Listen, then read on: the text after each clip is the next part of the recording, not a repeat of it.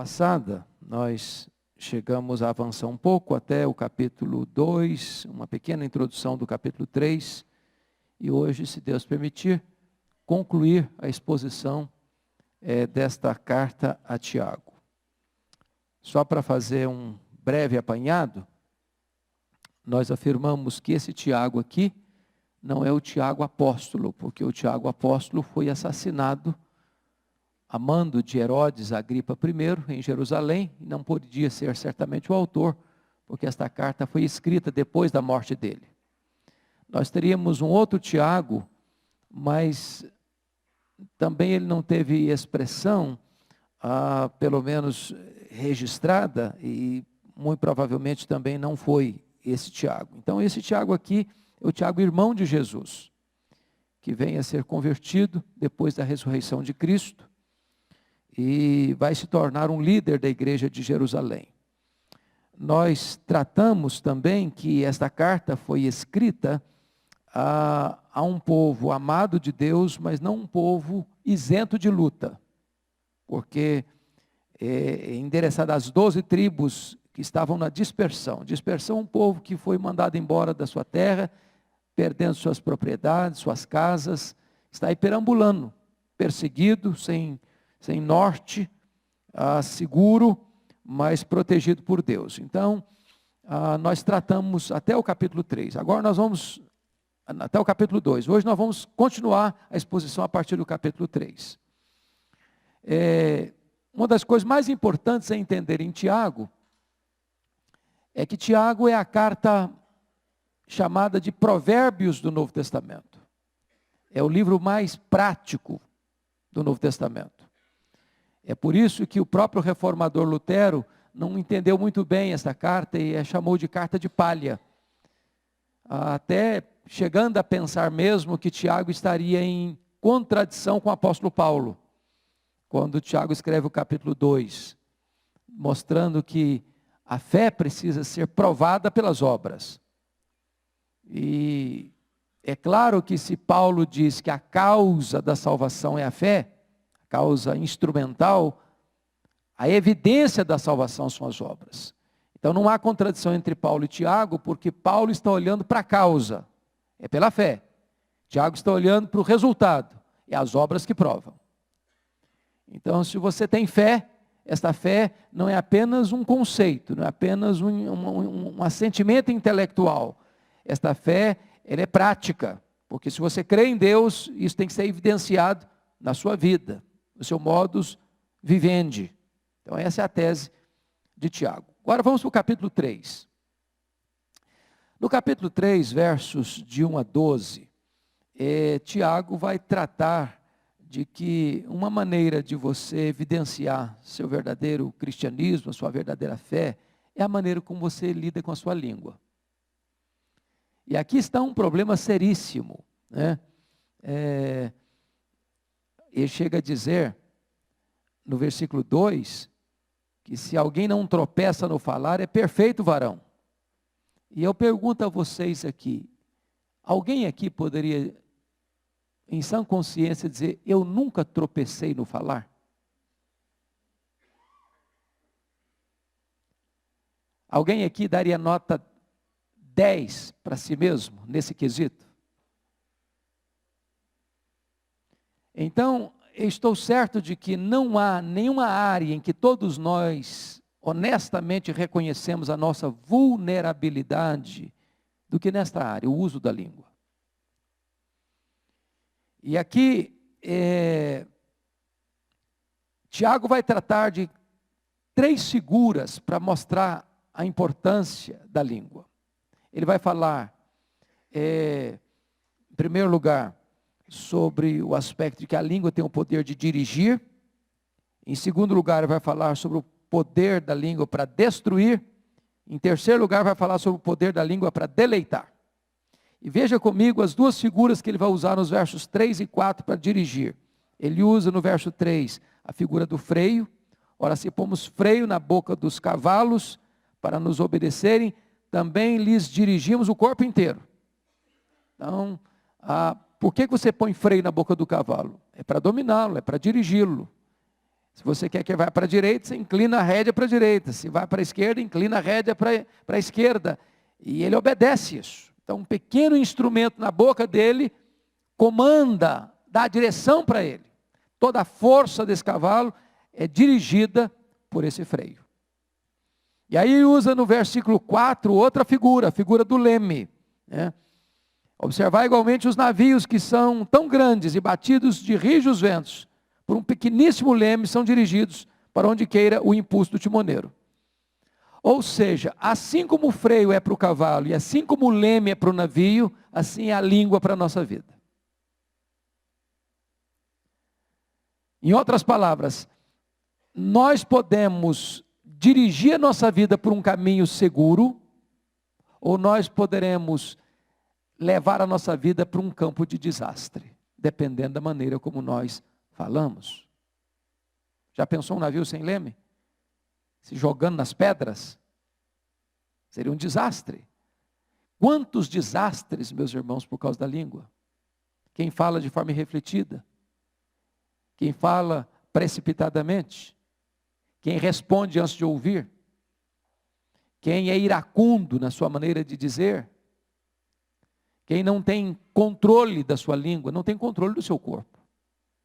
E vai ser um provocador de desastre. Mas agora notem comigo, nos versos 5 até o versículo 8, que ele vai usar outra figura. É o poder da língua não apenas para dirigir, mas é o poder da língua para destruir. Ele vai usar duas figuras, e eu chamo a sua atenção para elas. No verso de número 6, ele vai usar a figura do fogo. Do fogo. E no verso 5, a parte B, diz: vede como uma fagulha põe em brasas tão grande selva. Você já leu sobre isso, já viu sobre isso? Que às vezes uma guimba de cigarro pode incendiar uma floresta. Uma palavra dita de forma errada, de forma maliciosa, ela pode abrir um incêndio, começar um incêndio num relacionamento. Pode destruir gente. E essa é a ideia do fogo. Essa é a ideia do fogo. Olha o verso 6. Ora, a língua é fogo. Ela não diz que é como fogo, é fogo. É mundo de iniquidade. E no verso 6 diz: contamina o corpo inteiro. Não só põe em chamas toda a carreira da existência humana, como também é posta ela mesma em chamas pelo inferno. Aí está dizendo o seguinte, que a língua não só destrói a vida física, terrena, do berço à sepultura, mas a língua, ela mesma, que representa todo o ser humano, é lançada no inferno. Ela pode levar o homem à condenação eterna, além de destruir a vida do homem aqui e agora. Esse é o poder devastador da língua, o poder destruidor da língua. Mas se você notar no verso 8, ele vai usar uma outra figura de destruição. Primeiro, o fogo. Segundo, o veneno. Olha o verso 8. A língua, porém, nenhum dos homens é capaz de domar, é mal incontido, carregado de veneno mortífero. Tem veneno que mata, mas não mata tanto. Ele adoece o cara, ele deixa o cara capenga. Mas aqui não é um veneno qualquer, é um veneno mortífero, letal. E o que é curioso é que ele diz logo no verso anterior que o homem tem habilidade de domar. O homem doma as aves dos céus, o homem doma os animais da terra, o homem doma os peixes do mar. Mas o homem não doma a sua língua. Curioso isso. A língua não consegue ser domada. E aí Tiago está mostrando com figuras vívidas sobre a importância de você cuidar da língua, até porque lá no capítulo 1, e você pode conferir isso,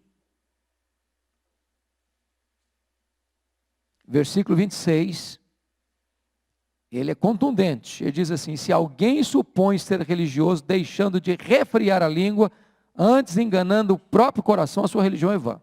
Então note você que cristianismo, fé cristã, religiosidade, religião, tem tudo a ver com a maneira como você usa a sua língua.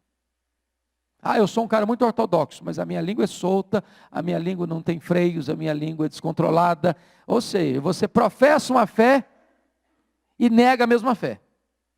Com a mesma língua que você professa, você destrói o que você professa. É o que Tiago está sugerindo para nós aqui. Mas ele vai usar uma terceira figura, agora no aspecto positivo. Ele dá duas figuras no aspecto. Uma não é nem negativa nem positiva, é apenas de diretriz. Freio e leme. A segunda figura é concretamente negativa, fogo e veneno. Mas agora ele vai usar outra figura, ele vai usar a figura da fonte e do fruto. Olha a fonte aí comigo no verso 11. Acaso pode a fonte jorrar do mesmo lugar o que é doce e o que é salgado? Segunda figura que ele vai usar agora, a figura do fruto. Versículo 12. Acaso, meus irmãos, pode a figueira produzir azeitonas e a videira figos? Tampouco fonte de água salgada pode dar água doce. Então veja você que duas figuras aqui da língua. A primeira da fonte. Pensa você que Tiago escreve de um contexto de uma região árida, desertificada. Ele era natural, vamos dizer, natural não, ele exerceu sua liderança em Jerusalém. Jerusalém é um deserto. A entrada de Jerusalém é deserta. Fonte para aquele povo é um negócio espetacular. Quem está com sede, dessedenta. Quando tem água, toda a terra é terra boa. Então pense em você, a sua língua ser uma fonte, que traz alívio, que dessedenta, que alimenta, que refresca, que restaura. Agora pensa você num fruto, que tem sabor, que tem poder nutritivo. Ele está dizendo o seguinte, a nossa língua, em vez de ser veneno e ser fogo, ela pode ser uma fonte, ela pode ser um fruto, ela pode ser abençoadora. Certa feita eu perguntei ao pastor Russell Shedd, estava num congresso nosso, e qual era, na opinião dele, a maior evidência de um crente maduro? E ele respondeu, para mim a maior evidência de um crente maduro é ter a atitude que Jesus teve. Quando alguém chegava perto de Jesus, via de regra, essa pessoa saía com um ânimo novo, se tivesse disposição de ouvi-lo. Chegava o quebrado, ele era levantado. Chegava o arrebentado pela vida, ele era curado. Chegava aquele que pecou, ele era perdoado. Então a grande pergunta é o seguinte, como é que as pessoas saem de perto de você? Quando as pessoas conversam com você, 10 minutos, meia hora, 1 hora, saem mais animadas? Saem mais entusiasmadas? Saem com mais vontade de viver? Saem com disposição de recomeçar a vida? Ou depois que conversam com você, elas saem cabisbaixas, desanimadas, pessimistas, revoltadas? Essa é uma grande e oportuna análise a fazer da nossa própria vida, num autodiagnóstico. Mas notem vocês, um outro aspecto, eu termino aqui sobre a língua, é a questão da incoerência, às vezes, da língua, no verso 10. De uma só boca procede bênção e maldição. Aí ele vem um conselho. Meus irmãos, não é conveniente que estas coisas sejam assim. Ele fala uma realidade, de uma mesma boca sai bênção e maldição, mas ele não concorda com isso. Ele não abona isso. Ele não diz que é assim que tem que ser. Mas pense você, alguém que canta um cântico de louvor a Deus, daqui a pouco fala um palavrão lá no pátio. Ou não precisa ser no pátio, pode ser lá no trabalho, ou no trânsito, né, quando você leva uma buzinada. Então como é que essa mesma boca canta glória, glória, santo, santo, santo, e depois fala um palavrão? Aí Tiago diz, não é conveniente que essas coisas sejam assim. Pois bem, depois de falar da língua, aí Tiago vai tratar um pouquinho sobre a questão da sabedoria. Olha o versículo 13 a 18. E eu pergunto a vocês, o que é sabedoria? Alguém pode me dar uma definição de sabedoria? Quem pode me ajudar? A palavra sabedoria significa, literalmente, olhar para a vida com os olhos de Deus. Olhar na perspectiva de Deus. Ter a mesma visão que Deus tem sobre tal assunto. A palavra sabedoria pode também significar o uso correto do conhecimento para os seus melhores fins. Porque ele usa duas palavras interessantes aqui. Quem entre vós é sábio e inteligente? Inteligente e sábio é a mesma coisa? Não necessariamente. Se você pegar inteligente com uma capacidade e facilidade de entender as coisas e de destrinchar as coisas. Tem muita gente que tem uma mente brilhante, peregrina, ágil, versátil, capaz. Ele é inteligente. Você expõe um assunto para ele, ele domina aquele negócio rapidinho. Mas nem sempre o inteligente é sábio. Por quê? Sabedoria é o uso correto do conhecimento para os seus melhores fins. E aqui então, Tiago vai tratar conosco de algumas coisas. Primeiro, o contraste sobre a origem da sabedoria. A origem da sabedoria. Veja comigo aí, por gentileza, o versículo de número 15, depois 17. Esta não é a sabedoria que desce lá do alto. Aí diz o verso 17, a sabedoria, porém, lá do alto. Então ele está dizendo que tem uma sabedoria que é de cima. Mas depois ele vai falar também de uma sabedoria que não é de cima, que é terrena, que é maligna, que produz efeitos desastrosos. Então a pergunta é, o que é sabedoria? Pensa comigo, camarada espertalhão. Vamos pegar aí esse pessoal que está sendo pegado com a boca na botija aí, do erário público. Quando o cara faz isso, o que ele pensa? Vou me aproveitar, eu sou esperto, vou tirar proveito. Essa sabedoria é o quê? Terrena. Essa sabedoria, na verdade, ela é um laço. Porque o cara que pensa que é esperto, que vai levar vantagem, daqui a pouco ele leva uma rasteira. E leva prejuízo. E perde o nome, perde a dignidade, perde os próprios bens. Essa sabedoria não é lá de cima, porque lá de cima, olha a característica dela, versículo 17. A sabedoria lá de cima é pura, pacífica, indulgente, tratável, plena de misericórdia, tem bons frutos, é imparcial, ela não tem fingimento. Mas olha a terrena, versículo 15. Esta não é a sabedoria que desce lá do alto, antes é terrena, animal e demoníaca. Quais as evidências dela? Versículo 16. Inveja, sentimento faccioso, confusão, toda espécie de coisa ruim.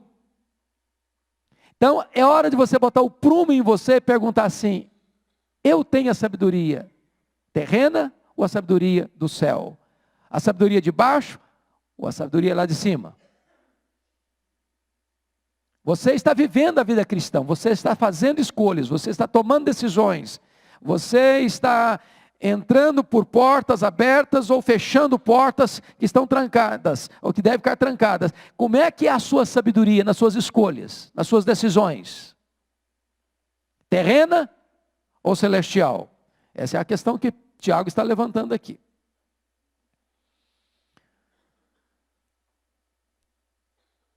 A partir de agora, capítulo 4, Tiago vai tratar como viver num mundo de guerras. E eu pergunto a vocês, você e eu estamos num mundo de guerras ou não? Estamos? Essa guerra é contra quem? Ok. Tiago está trazendo o campo um pouquinho mais para baixo, para as nossas lutas aqui.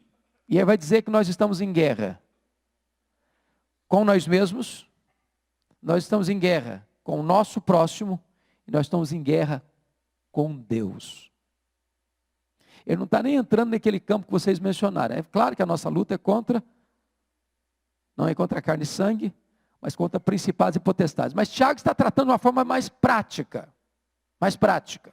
Então nós vamos dar uma olhadinha aí, como é que é essa guerra. Primeiro, guerra contra as pessoas.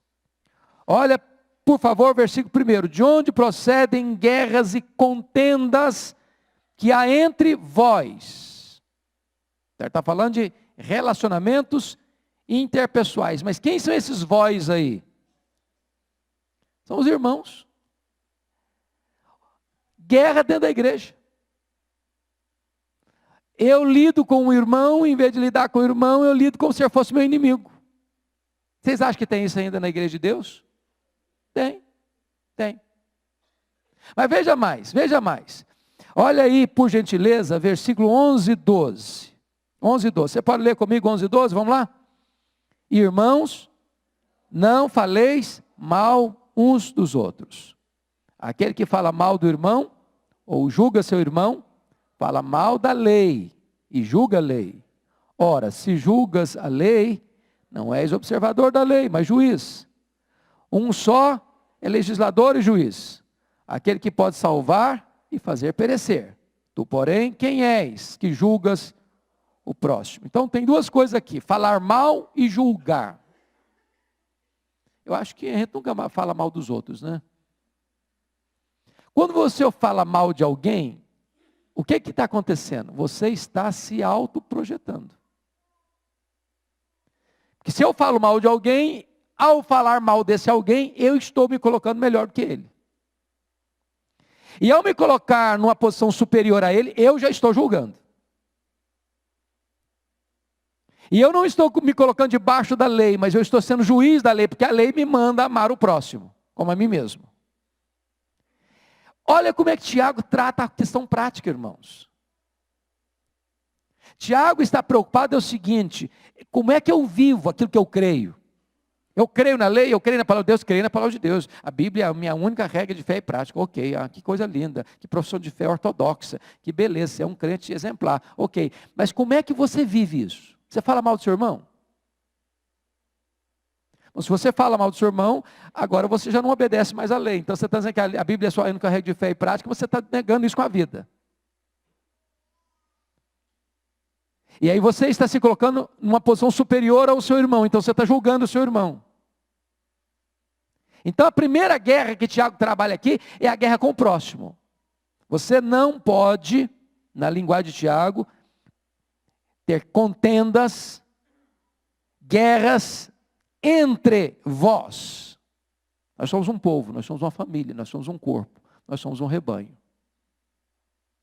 Falar mal do irmão é destruir a mim mesmo. Ele faz parte do mesmo corpo. Segunda guerra é a guerra não apenas contra as pessoas, mas a guerra contra nós mesmos. Nós mesmos. Olha isso é autofagia. Olha, por favor, versículo 1, parte B. De onde vêm essas contendas, essas guerras, senão dos prazeres que militam na vossa carne? O que Tiago está dizendo? Que o problema das tensões interpessoais procedem de onde? Do irmão? Não, procedem de mim.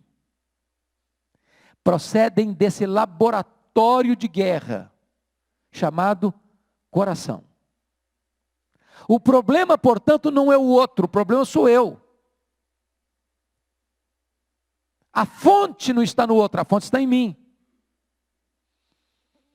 E vejam vocês, senão dos prazeres que militam, que trabalham intensamente dentro de mim, na vossa carne. Na carne aqui é a nossa natureza pecaminosa.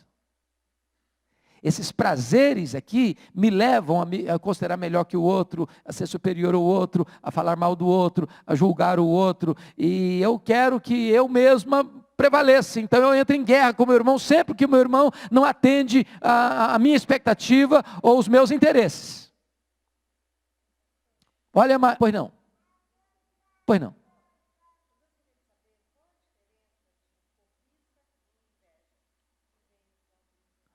Ok. As duas palavras estão ligadas à mesma área, né? A cobiça, ela pode ser uma palavra até neutra, porque eu posso cobiçar, desejar, a palavra grega às vezes é a mesma, só o termo muda, uma coisa boa. Desejar ser santo, desejar andar com Deus, ardentemente desejar algo que seja positivo. Então a palavra às vezes é usada nesse contexto. Mas cobiça, no sentido negativo, pejorativo, é desejar ter o que eu não tenho. E às vezes desejar até com motivação errada. Inveja é quando eu olho para o outro quero ser igual ao outro, estou infeliz, porque eu não tenho o que o outro tem, ou não sou o que o outro é, estou mais infeliz ainda por ele ser o que ele é e ter o que ele tem. Eu não quero que ele tenha, e o que eu acho justo é que eu tivesse o que ele tem. Aí é inveja. Pois não. Então notem aqui a guerra contra nós mesmos, seguindo a leitura aí no verso 2 e 3. Cobiçais e nada tendes. Matais e invejais e nada podeis obter. Viveis a lutar e a fazer guerras.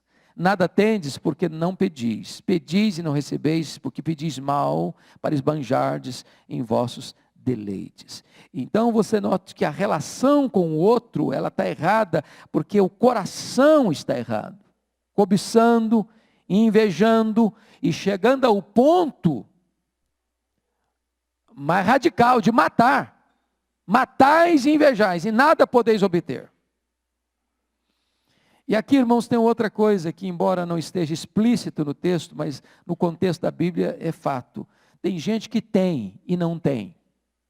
O que significa isso? Tem gente que tem, mas não tem prazer no que tem. É a pessoa que tem, mas não se satisfaz. É a pessoa que tem, mas não tem prazer no que tem. É o cara que vai para um restaurante e paga R$500 num prato de comida e come e ele não sente sabor na comida. Porque a comida desce para o estômago, mas o coração está em guerra.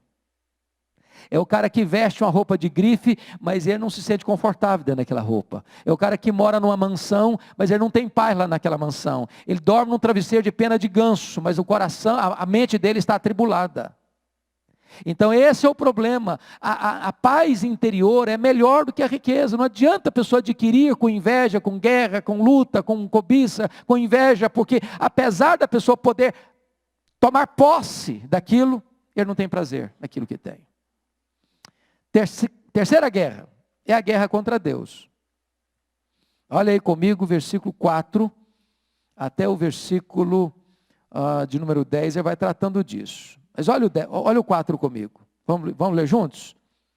Infiéis, não compreendeis que a amizade do mundo é inimiga de Deus? Aquele, pois, que quiser ser amigo do mundo, constitui-se inimigo de Deus. O que é mundo aqui? O que é mundo aqui? É a natureza que Deus criou? O que é ser mundano? É a praia? É usar batom? É cortar cabelo? O que é mundo aqui? Mundo aqui é um sistema de valores em oposição aos valores de Deus. É uma cosmovisão, a parte contrária à cosmovisão divina.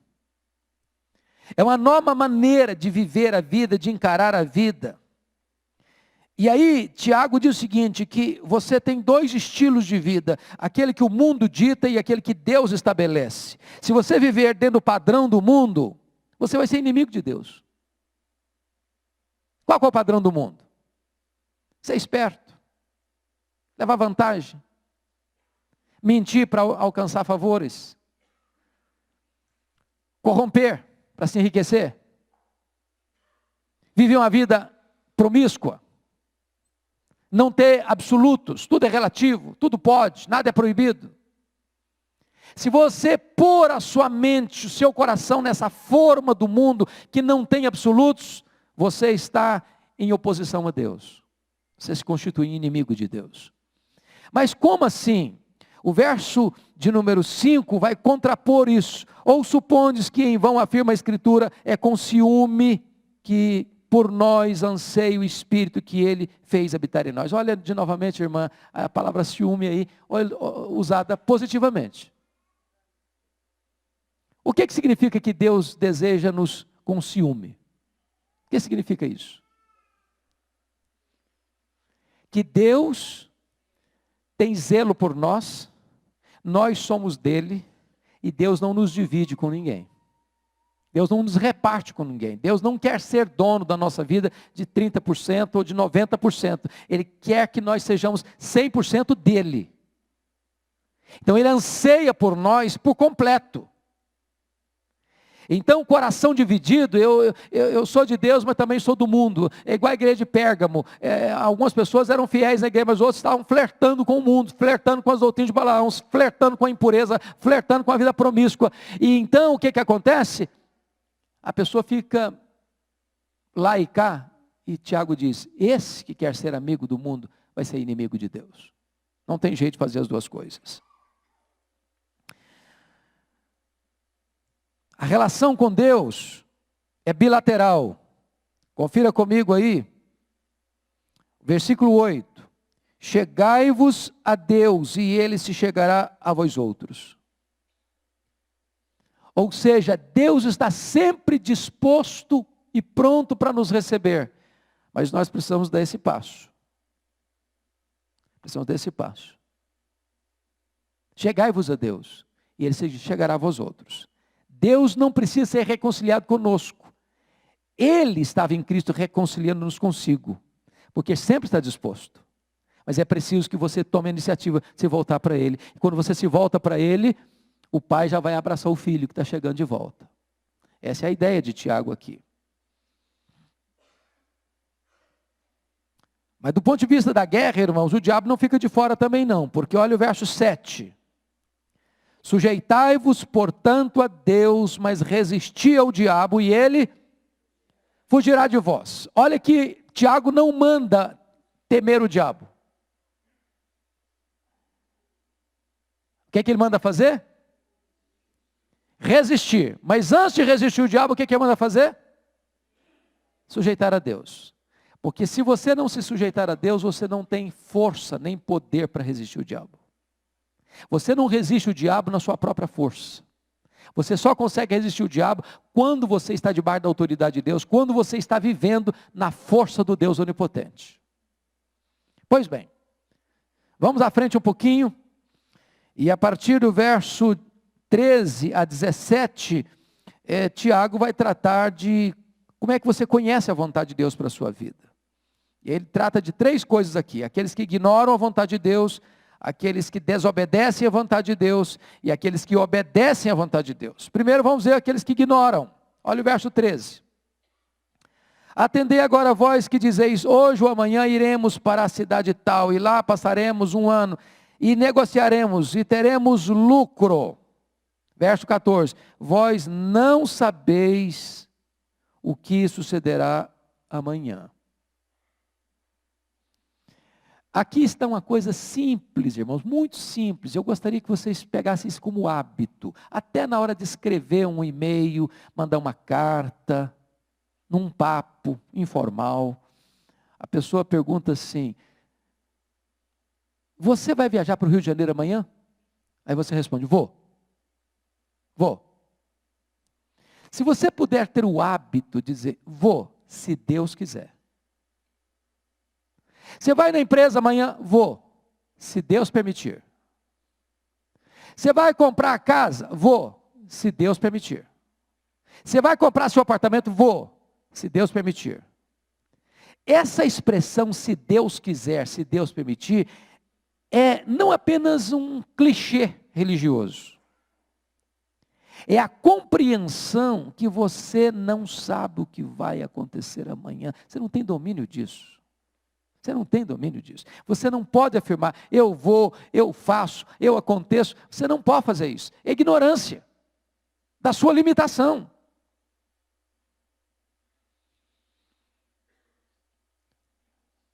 Vós não sabeis o que sucederá amanhã, que é a vossa vida. Sois apenas como neblina, que aparece por um instante e logo se dissipa. Em vez disso, verso 15, devia dizer, se o Senhor quiser, não só viveremos, como também faremos isto ou aquilo. Então, meu conselho para você é o seguinte, incorpore isso. Todo dia você manda um e-mail, todo dia, das decisões que você está tomando. Eu vou trabalhar, eu vou passear, eu vou sair de férias, eu vou para tal lugar, eu vou pregar em tal igreja, você vai atender aquela agência, você marcou com ele, vou, se Deus permitir. Você vem amanhã? Vou, se Deus quiser. Não é clichê.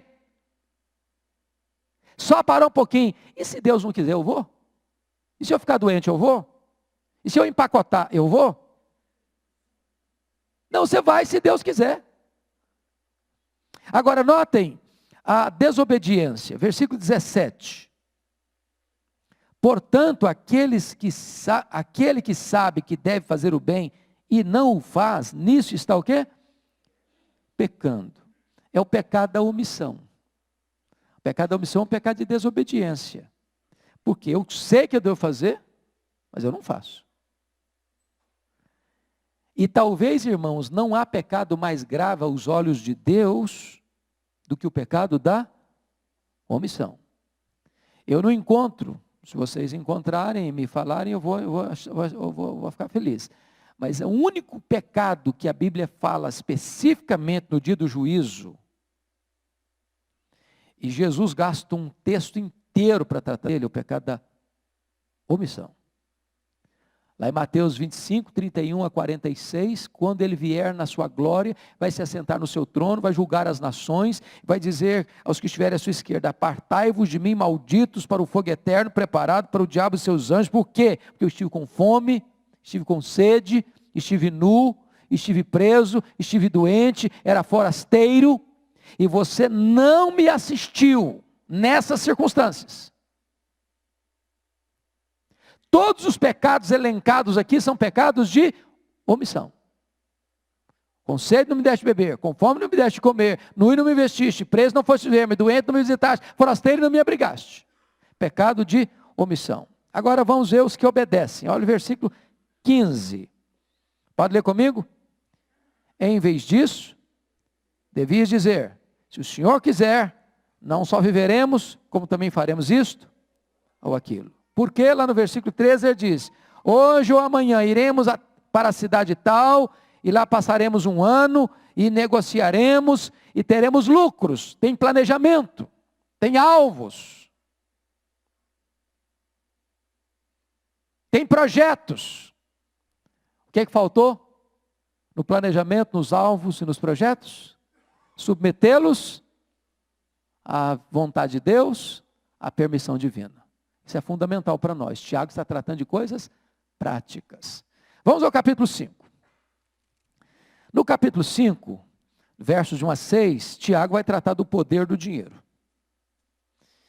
E eu acho, irmãos, eu queria até que você lesse comigo, porque a sensação que eu tenho é que Tiago estava escrevendo a partir do dia 9 de abril de 2017.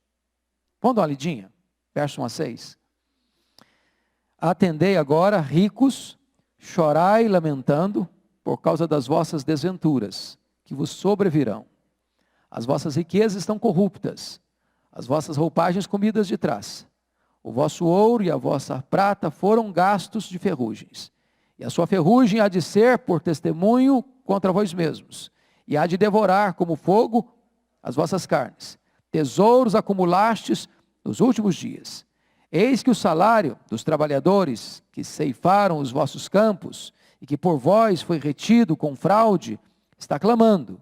E os clamores dos ceifeiros penetraram até aos ouvidos do Senhor dos Exércitos. Tendes vivido regaladamente sobre a terra, tendes vivido nos prazeres, tendes engordado o vosso coração em dia de matança, tendes condenado e matado o justo, sem que ele vos faça resistência. Eu pergunto a vocês, Tiago está condenando a riqueza aqui? Não. Não. A riqueza é pecado? Também não. Agora, o que Tiago está condenando aqui é o cara que ficou rico explorando o pobre. Ficou rico explorando os empregados. Ficou rico usando expedientes de opressão. Mas não só isso. O dinheiro que ele acumulou, que ele tomou do outro, de que maneira que ele tomou do outro? Defraudando o salário do camarada. O cara está lá trabalhando no campo dele, e em vez de pagar integralmente, ele retém parte.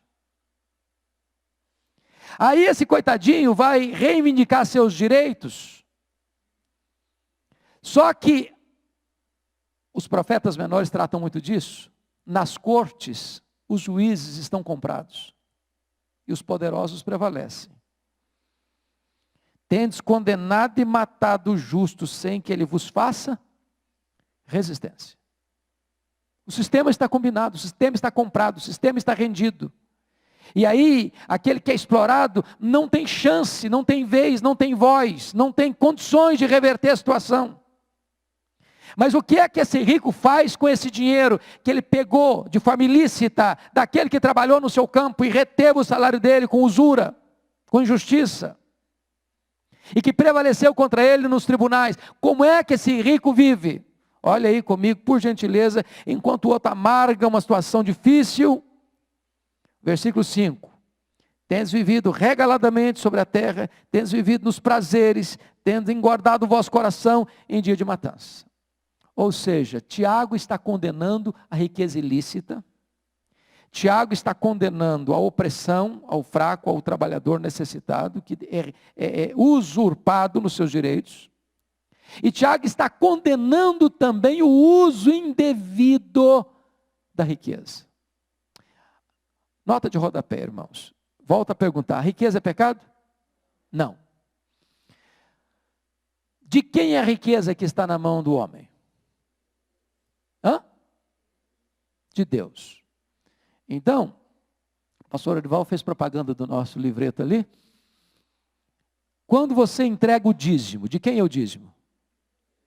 Quanto que é um dízimo? 10%. Quanto fica na mão do camarada que entregou o dízimo? 90%.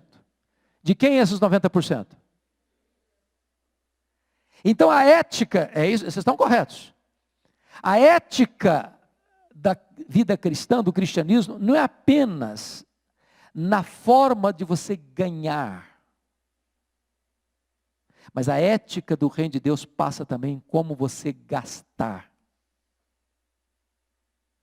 Não é pelo fato de você ter, no caso aqui, o dinheiro é ilícito. Mas imaginemos o contrário. Imaginemos que alguém tem muito e é lícito. Ele não roubou de ninguém. Ainda assim, ele pode usar de forma escandalosa, nos prazeres e deleites, só para ele, o que ele tem? Pode ou não pode? Lembra você daquela parábola que Jesus contou do rico e do Lázaro? O homem que vivia regaladamente em banquetes, com vestes assim, de púrpura, na ostentação máxima. Há ali alguma sugestão ou denúncia que aquele homem ganhou aquele dinheiro ilicitamente? Não. Não. Os reformadores tinham uma frase que eu gostava muito: o mistério do pobre e o ministério do rico. Deus faz o rico, Deus faz o pobre. Para quê?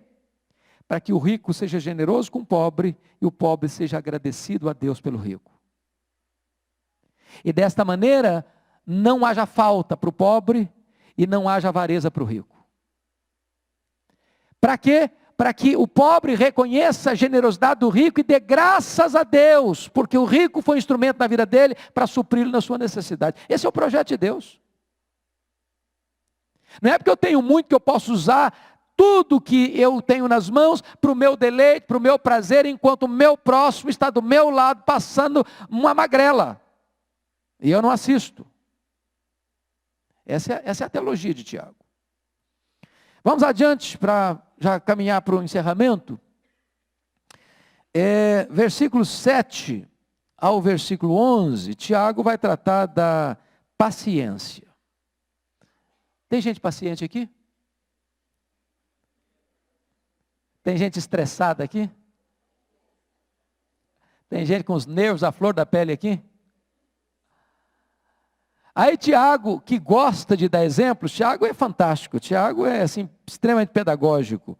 Ele vai falar da paciência, versículo 7, sede, pois, irmãos, pacientes, até quando? Então não é paciência até amanhã não, varão. É paciente até Jesus voltar. E se Jesus não voltar antes, paciente até você empacotar. Paciente a vida toda. E aí ele vai dar 3 exemplos de paciência. O primeiro exemplo de paciência que ele dá, está no versículo 7, é a paciência do lavrador. É bem verdade, irmãos, que hoje o contexto do lavrador é diferente daquela época. Porque hoje o camarada tem tecnologia, hoje não tem água, ele irriga, então já está um pouco diferente. Mas pensa no lavrador, daquele lavrador lá que precisa plantar, e ele planta na esperança de que vai chover. Se não chover, ele não colhe. Aí chove na hora que ele semeou, a planta cresce bonita, mas tem que chover na hora da planta granar o fruto, porque se não granar o fruto seca e ele não colhe. Mas pensa comigo naquele camarada antes que não tinha tecnologia, e na hora de colher o fruto não podia chover, porque senão o fruto melava também todo, estragava tudo, estava bonito o fruto, mas perdia também. Mas o lavrador, ao lavrar, ao semear, ele não administra isso. Ele tem que ter paciência para esperar o tempo certo, a estação certa, a providência certa de Deus. Então, meu irmão, deixa eu dizer uma coisa para você, tanta coisa que você e eu fazemos, que nós não administramos o futuro, nós não enxergamos na curva, nós não enxergamos no escuro, nós não administramos o amanhã. Você tem que ter paciência e esperar em Deus. Esperei confiantemente pelo Senhor. Essa paciência aqui. Aí, segundo, olha comigo. Mas vamos ler aqui a paciência do lavrador. Eis que o lavrador aguarda com paciência o precioso fruto da terra, até receber as primeiras e as últimas chuvas. Sede vós também, ele está aplicando, pacientes e fortalecei o vosso coração, pois a vinda do Senhor está o quê? Próxima. Está próxima mesmo? Então, quando que Jesus vai voltar? Eu não sei. Sei que está próximo. Que para Deus um dia é como 1000 anos é como um dia. Então, todo dia você tem que esperar. Aí ele cita o exemplo do profeta. Olha aí. Versículo 10. Irmãos, tomai por modelo no sofrimento e na paciência os profetas, os quais falaram em nome do Senhor. Agora ele não fala só de paciência, fala mais o quê? Sofrimento. Ter paciência quando está tudo bem até dá, né? Mas ele fala agora de paciência e sofrimento. Os profetas falaram em nome de Deus, e os profetas nunca tiveram aplausos. Preste atenção nisso, os profetas não eram populares. Eles não frequentavam os banquetes palacianos. Eles enfrentaram resistência, alguns deles foram presos, alguns deles foram jogados num buraco, alguns deles foram mortos, alguns deles foram cerrados ao meio. Eles tiveram paciência no sofrimento. Então, se a coisa pegar, mantenha a paciência dos profetas. Mas ele termina essa linguagem da paciência no verso 11, trazendo à tona um outro personagem. Eis que temos por felizes os que perseveram firmes. Tens ouvido a paciência de Jó, e vistes que fim o Senhor lhe deu, porque o Senhor é cheio de eterna misericórdia e compassivo. Como é que foi a paciência de Jó? Quais foram os problemas que Jó enfrentou? Problema financeiro, problema de saúde, problema no casamento, problema dos filhos, problema com os amigos. Coisa básica. O cara era o homem mais rico da sua geração e o mais piedoso da sua geração. Aí vocês dizem, um homem desse não pode sofrer. Porque tem gente que acha que se você sofre, você não tem fé. Ou porque Deus não gosta de você. Ele era o homem mais piedoso e o mais próspero de todo o Oriente. Agora, quando a Bíblia diz que ele tinha paciência, o que seria essa paciência? Era a paciência estoica, de sentar num cantinho, trancar os dentes, ficar calado, aguentando firme. É isso? Também não. Também não. Porque ao longo do livro ele fez 3 coisas. Ele perguntou, ele se queixou e ele se defendeu.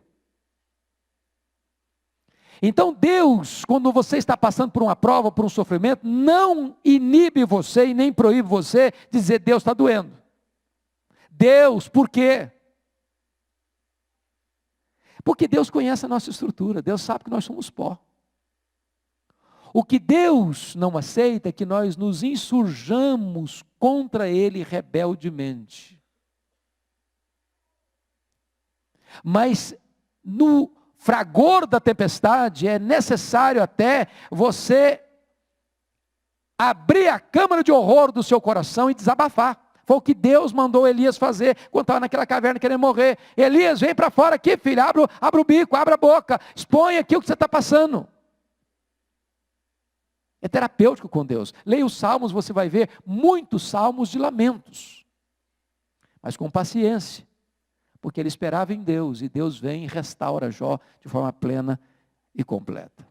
Mas vamos encerrar então, tratando agora do último ponto, que é o poder da oração.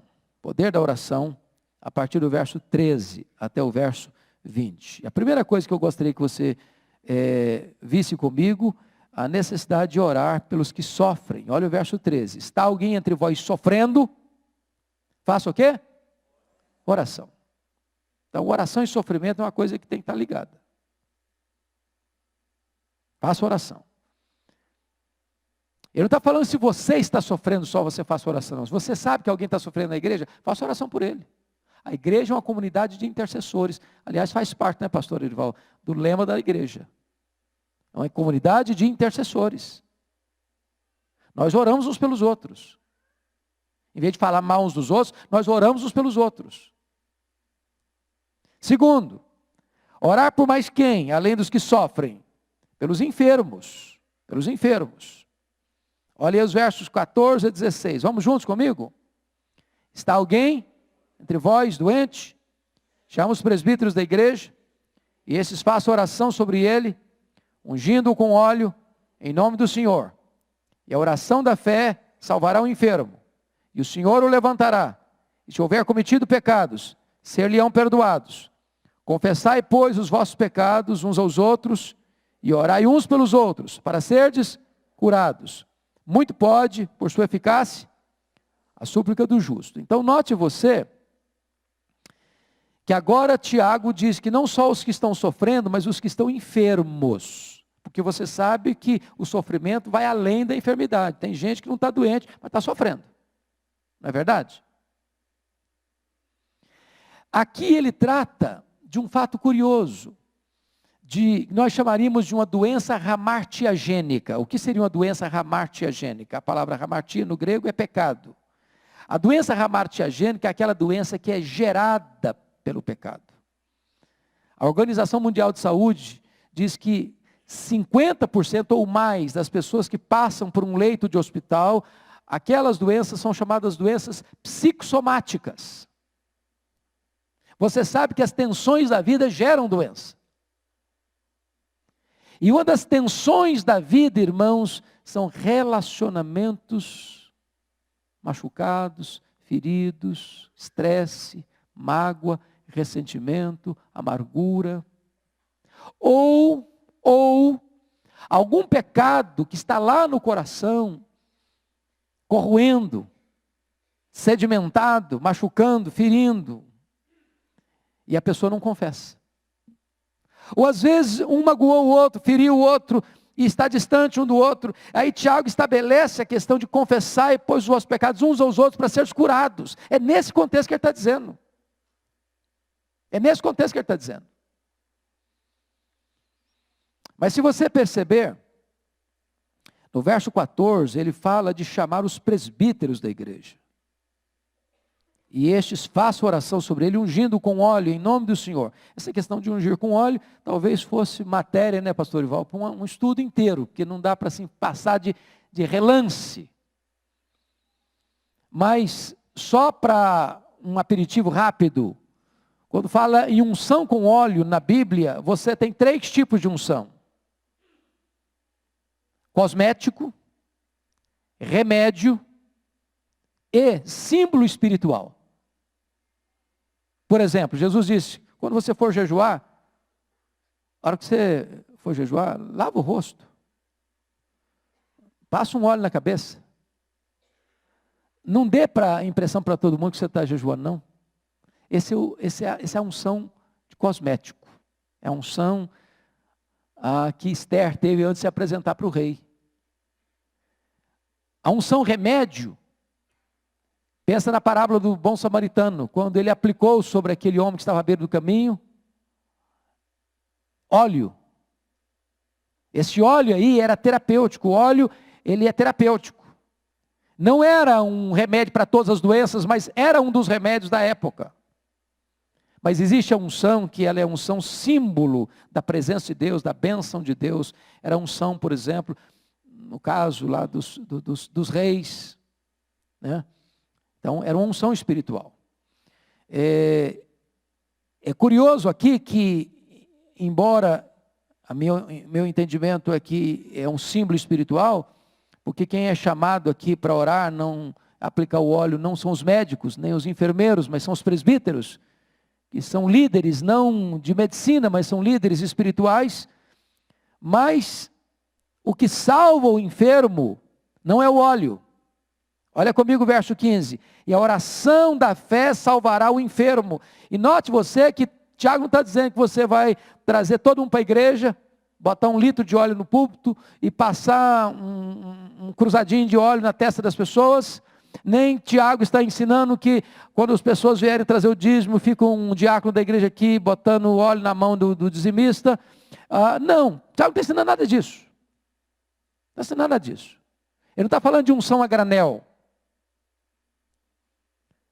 Mas o que ele está nos dizendo é que a oração da fé é que salvará o enfermo. O óleo é um símbolo. Deus cura pela oração da fé. E esse aspecto, irmãos, é tão importante, sabe por quê? Eu sei que essa igreja aqui tem orado, e orado, e orado pelos enfermos. Louvado seja Deus, nós temos visto coisas tão lindas acontecer. Às vezes, aprova Deus levar. E quando Deus leva, nós não fracassamos na oração não, porque a Bíblia diz: se vivemos para o Senhor, vivemos, se morremos para o Senhor, morremos, quer pois vivamos, nós somos do Senhor. Você vai encontrar na galeria da fé, que Deus, pela fé, livrou uns da fogueira, das fornalhas, da boca do leão, a outros, pela fé, morreram e foram martirizados. Você encontra lá em Atos 12, que Tiago foi passado ao fio da espada, e Pedro foi levado para a prisão, e Deus o livrou da prisão. Mas por que Deus não livrou Tiago da espada de Herodes, mas livrou Pedro da prisão de Herodes? Aprove a Deus. Aprove a Deus. Livrar uns da morte, livrar outros na morte. Não era mais espiritual um do que o outro. Nem Deus amava mais um do que o outro. Nós precisamos entender isso. Mas mais por quem devemos orar? Olha aí, por favor. Versículo 19 e 20, nós devemos orar buscando a restauração dos desviados. Meus irmãos, se alguém entre vós se desviar da verdade e alguém o converter, sabei que aquele que converte o pecador de seu caminho errado, salvará da morte a alma dele e cobrirá a multidão de pecados. Então vamos entender algumas coisas aqui. Primeiro, a palavra converter. Eu converto alguém? Você converte alguém? Não. Então vamos entender converter aqui, que não é sinônimo de conversão teologicamente falando. O que seria esse converter aqui então? Trazer a pessoa de volta. Quem se desviou é um pagão? Um pagão se desvia, ele já está desviado. Já é desviado. Falando de um irmão da fé, um irmão da igreja, saiu da igreja. Você vai lá atrás dele. Você trabalha com ele. Você ora com ele, você fala para ele, você está do lado dele, você encoraja ele. E se você traz esse irmão de volta, diz o texto, sabei que aquele que traz o irmão de volta do seu caminho errado, salvará da morte a alma de quem? Desse irmão que tinha se desviado. E cobrirá a multidão de pecados. Pecados de quem? De quem foi lá atrás ou de quem estava desviado? Hein, pastor Ival? Ajuda aí. É de quem estava desviado, obviamente. Então Deus é o Deus que perdoa pecados. Então você é o quê? Você é um ministro da reconciliação. Você é um embaixador da paz. Deus confiou você ao ministério da reconciliação. É você quem vai. Diz, meu irmão, vão voltar. Vão voltar. Você caiu, você pecou, você entristeceu a Deus, você feriu a comunidade, tá, mas é hora, vão voltar. Aqui é a sua casa, aqui é a sua família. Você é bem-vindo de volta. Nós queremos você de volta. Como isso é terapêutico, irmãos? Como isso é terapêutico? Termino com o versículo 17 e 18. Quando Tiago vai dar para nós um exemplo da eficácia da oração. Você pode ler comigo versos 17 e 18, vamos juntos? Elias era homem semelhante a nós, sujeito aos mesmos sentimentos, e orou com instância para que não chovesse sobre a terra, e por 3 anos e 6 meses não choveu, e orou de novo, e o céu deu chuva, e a terra fez germinar seus frutos. Agora vamos ler a parte B do verso 16. Muito pode, por sua eficácia, a súplica do justo. Você pode relembrar comigo que pedidos Elias fez para Deus e Deus atendeu? Primeiro, ele pediu para não chover? Não choveu. Que mais? Que mais? Ele pediu para mais o quê? Não, só parar foi outro. Josué. Ele pediu para o menino da viúva ressuscitar. E o menino ressuscitou. Aí pediu para Deus mandar fogo do céu. Deus mandou fogo do céu. Aí pediu para a chuva voltar e a chuva voltou. Alguém disse que Elias andava com a chave do céu no bolso. Abria ou fechava. É nesse contexto que a Bíblia diz, muito pode por sua eficácia a súplica do justo. Mas quem é o justo? É o que foi justificado. Então, nesse sentido, irmãos, tem pessoas que têm mais intimidade com Deus, isso você tem que admitir. Anda mais com Deus. Mas quem é justo? É o que foi justificado. Então, não tem oração poderosa. Não tem gurus de oração. Todo o povo de Deus que foi justificado pela graça pode orar e muito pode por sua eficácia a súplica do justo. Oração não é apenas para você se sentir bem, uma calma interior, que gostoso quando eu oro. Parece que até um ambiente zen, né? Assim, ai que delícia. Não, oração, irmão, é algo revolucionário. Porque oração é você conectar o altar da terra com o trono do céu, é unir a fraqueza humana com a onipotência divina. Deus é soberano, e Ele pode agir sem você e sem mim. Ele pode agir sem oração, mas quis Deus, sendo soberano, agir por meio da oração do seu povo. É por isso que Tiago diz, nada tendes, porque nada pedis. Então, eu queria que você pensasse nisso. Deus colocou na sua mão uma fonte de poder, a oração do justo. Vamos orar? Ô, presbítero Milton, você pode orar por nós, meu irmão?